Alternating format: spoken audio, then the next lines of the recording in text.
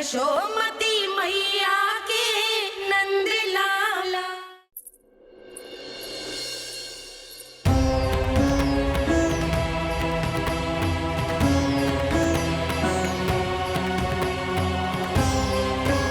इससे पहले कि मैया को संदेह हो जाए, मुझे जाना होगा शनिदेव। प्रभु, कृपया अपने विराट रूप के दर्शन दीजिए।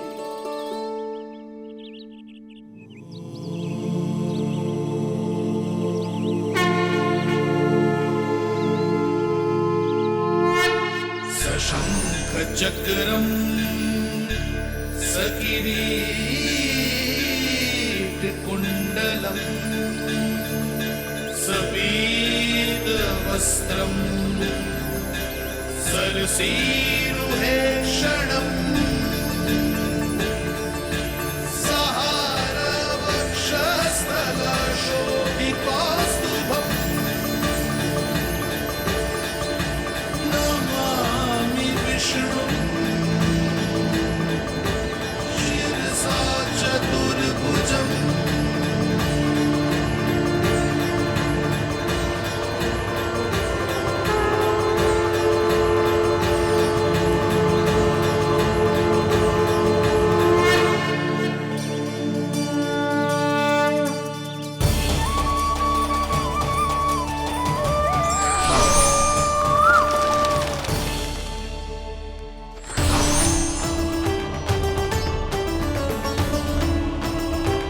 हे श्री हरि, मुझे पंछी की छाया।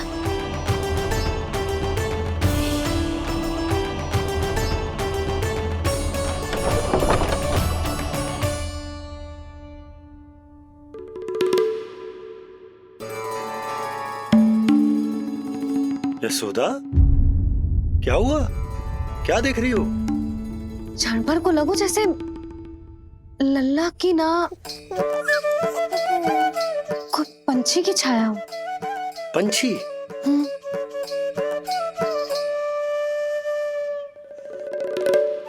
अब ना मुझे तो लग रहा है जो गिलहरी की छाया।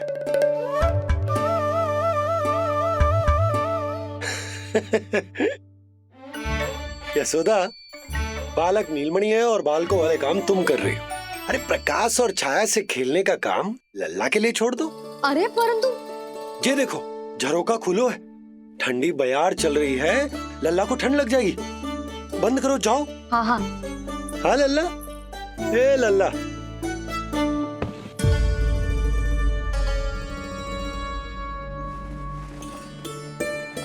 आज सब कितने सज धज के आए थे तुझसे मिलने के लिए, जैसे दीपावली हो। है ना लल्ला? सिवाय इनके देखो,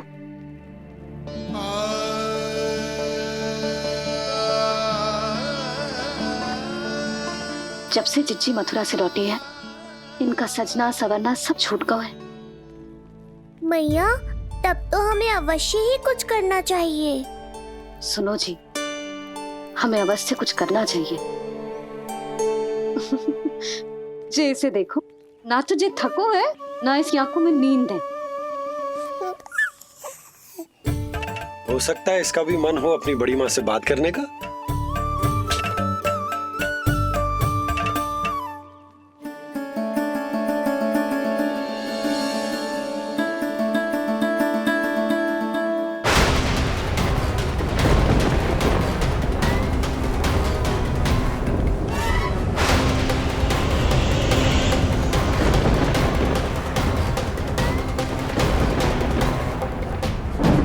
अरे लल्ला, डरने की क्या बात है? बस थोड़ी आंधी तो है।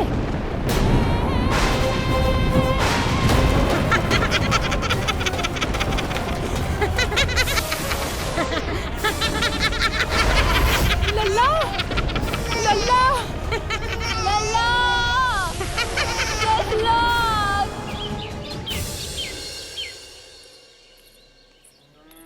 जिज्जी, अरे यशोदा, नंद भैया। जिज्जी, ये नीलमणि के षष्ठी पूजन का उपहार है।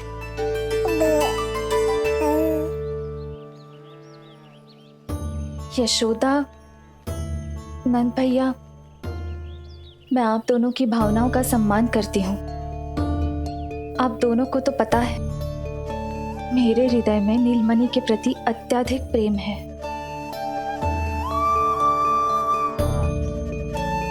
यशोदा, तुम तो जानती हो मैं ऐसे वस्त्र नहीं पहनती। स्त्री का श्रृंगार उसके पति से होता है और मेरे पति तो उस महादुष्ट कंस के कारागार में बंदी है। ऐसे में इस रास रंग का झूठा दिखावा कैसे करूं नंद भैया? अभी समय नहीं हुआ है, इसीलिए विवश हूँ। पर आपका दुख मैं भली भांति समझता हूँ बड़ी माँ। दिन रात ये भय लगा रहता है कि कभी भी उस कंस के सैनिक आएंगे और मेरे पुत्र को मुझसे दूर ले जाएंगे। इस आशंका में मैंने उसका बालपन भी खो दिया है। उस नन्हे से बालक को 4 दीवारों के भीतर बंद करके रखा है मैंने।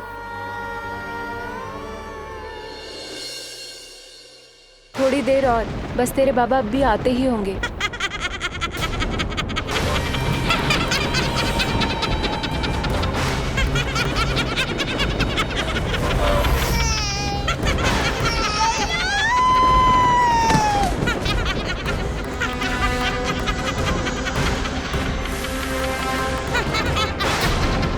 भाभी, आपका पुत्र हमारे नीलमणि का बड़ा भाई। आप उसे खुली हवा में सांस लेने दें। मेरा विश्वास करें, आप दोनों गोकुल में पूरी तरह सुरक्षित हैं। चिच्ची, नारायण के घर देर भले ही है, किंतु अंधेर ना है।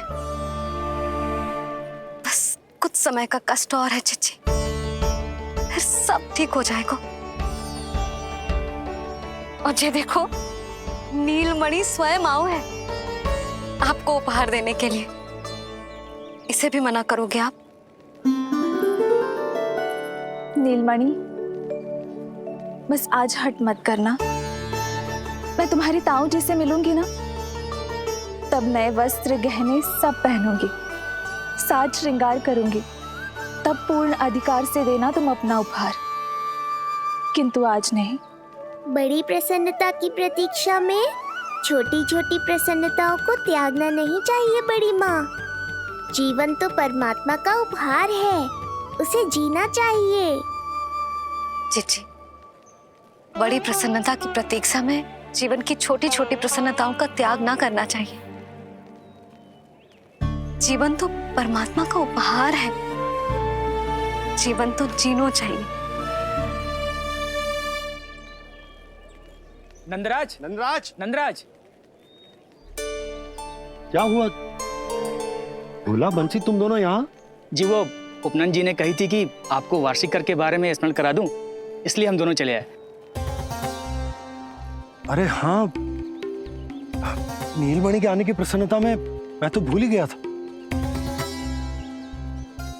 अधिक देर होने पर कंस की दृष्टि में आने का संकट। कोई ना, मैं कल मथुरा जाकर कर जमा करा दूं। अरे किंतु कल तो लल्ला का पालना उत्सव है। सुनो जी, शीघ्र ही आना। भैया, हो सके तो अपने भैया और बहन देवकी का समाचार भी पूछ लीजिएगा। जी भाभी। इस बार कछु समस्या नहीं होनी चाहिए। ये बार आज मथुरा से कछु अतिथि आए थे, उन्हें पता चलो है कंस ने राजा वासुदेव और रानी देवकी को कारागार से बाहर निकाल लो है और अपने महल में रख लो है।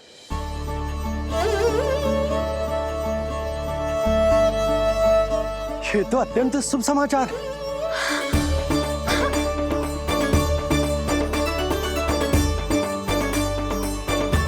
तुमने पहले क्यों ना बताया? हमें लगो आपको पहले ही से पता होगी महाराज। अच्छा ठीक है, जाकर तैयारी करो, कल तुम दोनों भी मेरे साथ चलोगे। जाओ।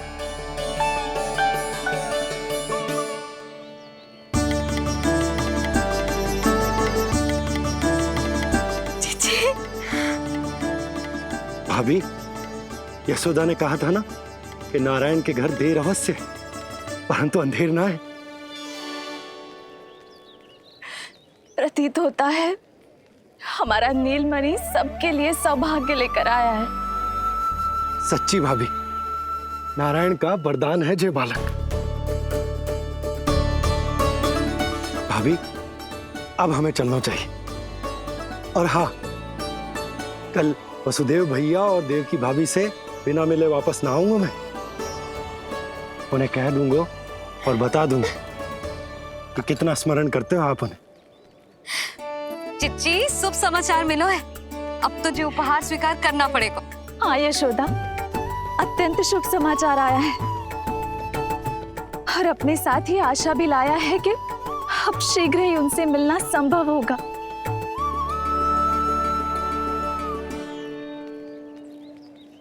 तुमने सत्य कहा था यशोदा, जीवन जीना चाहिए। मैं भी जीऊंगी, छोटी छोटी प्रसन्नताओं को मनाऊंगी, अपना ध्यान रखूंगी,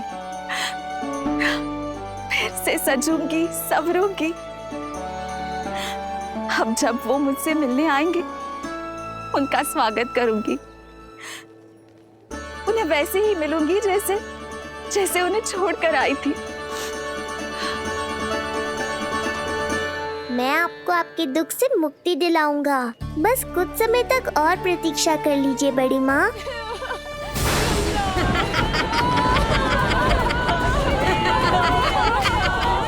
कब तक बचेगा शिशु विष्णु? आज नहीं तो कल तू मेरा निवाला अवश्य बन जाएगा। कल तुमसे भेंट होगी पूतना। कहाँ है तू शिशु विष्णु? शीघ्र ही तुझे आहार बनाऊंगी मैं। तुमने बहुत दुष्कर्म कर लिए पूतना। अब तुम्हारे आतंक का अंत करूंगा मैं।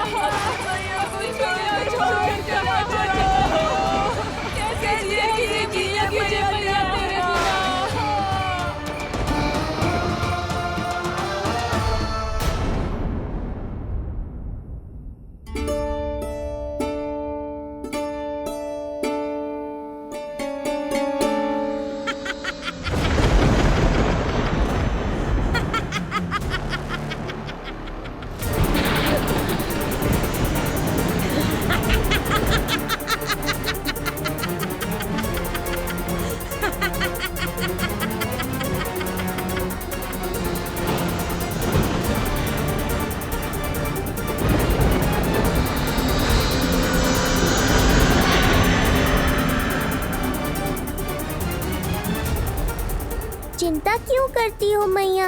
मैं हूँ ना। नेत्र खुले रहे तो मैया पक्का घबरा जाएंगी। यशोदा, क्या हुआ? अरे बोलो ना, कोई बुरा सपना देखो। ना, स्वप्न तो ना था, किंतु मेरा मन बहुत घबरा रहा है। ऐसा लगो जैसे नीलमणि को कुछ। ये देखो, नीलमणि तो शांति से सो रहा है। तुम ना व्यर्थ ही व्याकुल हो रही। बाबा सही कह रहे हैं मैया, कुछ नहीं होगा मुझे। सुबह होने में अभी समय है। व्यर्थ की चिंता को झटक सो जाओ। अच्छा, ऐसे कैसे झटक दूं चिंता? नींद अचानक खुलो है मेरी। इसका अर्थ है अवश्य ही कोई बुरी दृष्टि है मेरे लल्ला पर।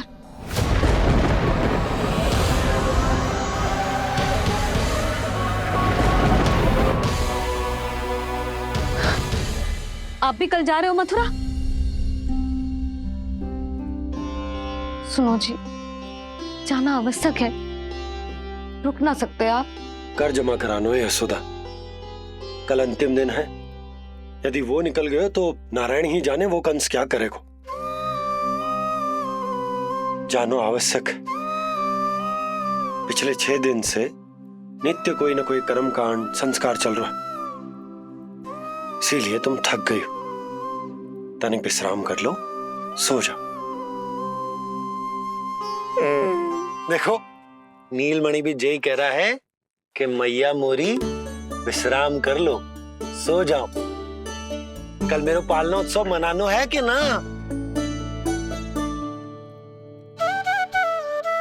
सो जाओ।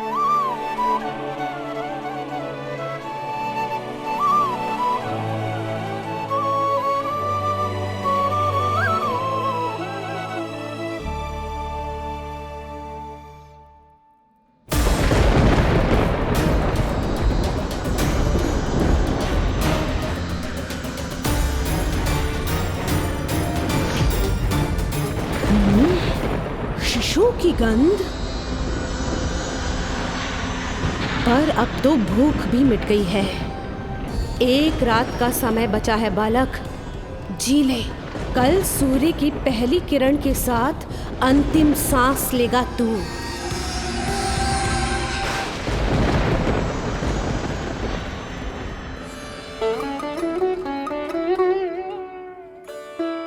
संतान के लिए मैया का कैसा अद्भुत प्रेम है ये।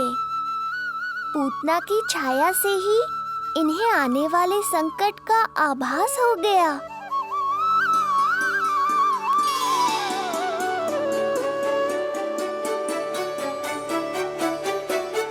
जब कोई बैलगाड़ी से यात्रा करता है तो गाड़ी पर चढ़ते ही सामान की गठरी नीचे रख देता है। उसे पूरे समय अपने सिर पे ढोते हुए यात्रा नहीं करता। उसी प्रकार आप भी अपनी चिंता की गठरी मुझे सौंप दो मैया, मैं सब संभाल लूंगा। जैसे आप थपकी देकर मुझे सुलाती हो, वैसे ही आज मैं आपको सुलाऊंगा।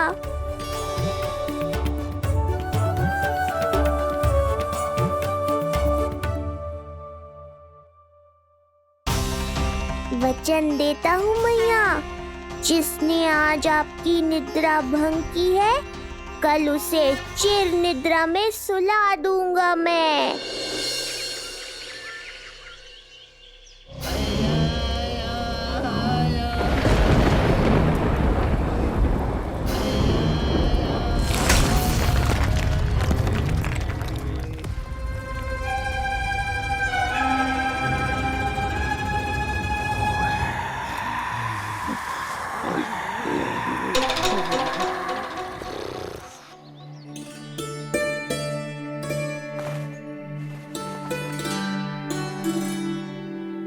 गाड़ी तैयार है नंदराज जी। उपहार और मिठाइयाँ तो ठीक है, किंतु भोजन रखो है कि ना? हाँ भाभी, रख दियो है। और भोजन ऊपर रखो है कि मिठाई? भोजन ऊपर रखो है भाभी। मुझे लगो ही था, अब मिठाइयाँ पिचक जाएंगी ना। हाँ भाभी, तो अभी मिठाइयाँ ऊपर रख देते हैं। क्या होगा बंसी भैया, फिर मिठाइयों का रस भोजन में चला जाएगा ना। मैया ऐसे पूछताछ करोगी तो हड़बड़ा तो जाएंगे ही।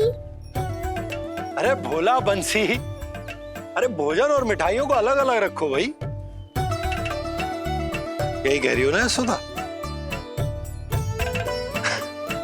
अरे वाह, आज हमारा राजकुमार जल्दी उठ गए हो। इसे भी पता है पालना उत्सव में इसके बाबा ना होंगे इसके साथ, इसीलिए विदा करने आ गए। फिर कोई ऐसो कर्मकांड ना होगो जब मैं ना हूं। बस आज जाने दे लल्ला, सबको जाकर अपने हाथों से मिठाइयां भेंट करूंगा और सबको बताऊंगा कि इतना सुंदर, इतना प्यारा लल्ला का बाबा बन गया मैं।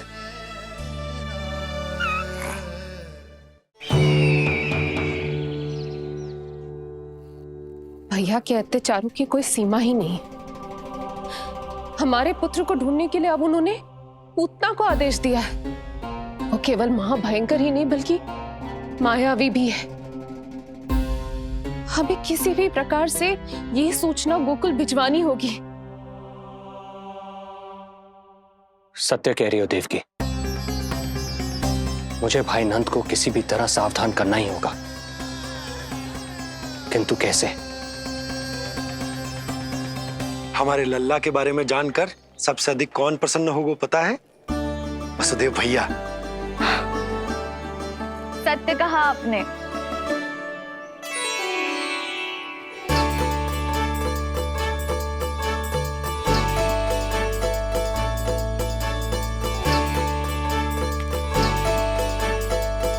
बड़ी माँ, नए वस्त्रों में ये हुई ना बात।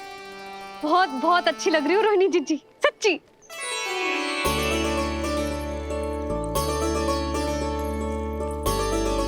आपने जीवन में फिर से रुचि लेना आरंभ कर दियो है, ये जानकर वसुदेव भैया की प्रसन्नता दुगनी हो जाएगी।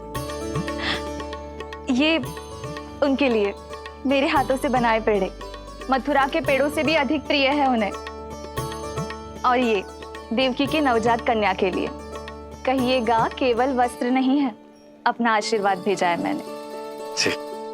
सच में यशोदा, नीलमणि एक आशा का दूत बनकर आया है मेरे जीवन में। नंद भैया, उनसे ये भी कहिएगा कि मैं और उनका पुत्र हम दोनों ही यहाँ कुशल से हैं। अगर ईश्वर ने चाहा तो शीघ्र ही उनसे मिलना संभव होगा। वसुदेव भैया और देवकी भाभी से बहुत सारी बातें करनी, यदि विलंब हो जाए तो चिंता मत कर। जाने से पहले लल्ला को हृदय से तो लगा लो।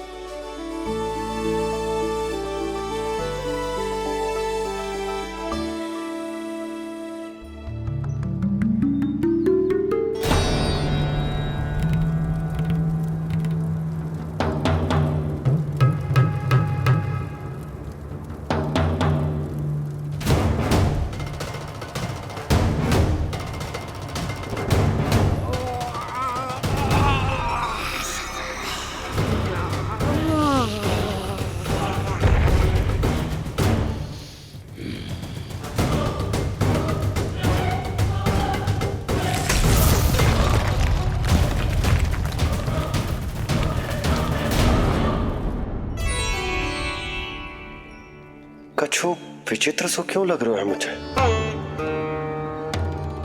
बाबा, आपका पुत्र है ना यहाँ, सब कुशल मंगल ही होगा।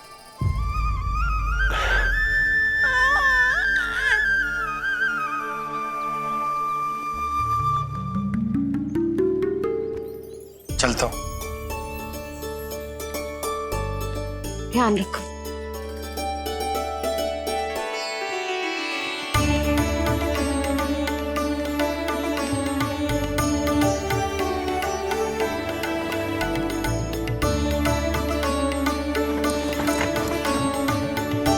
जय राम जी की।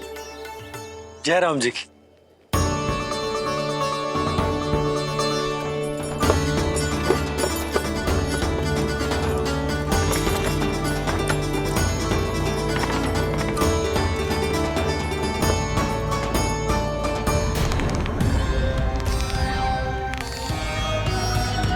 कहाँ से आरंभ करूं आज? ब्रजपुरा, रानी घाट, देतिया, बरसाना या गोकुल?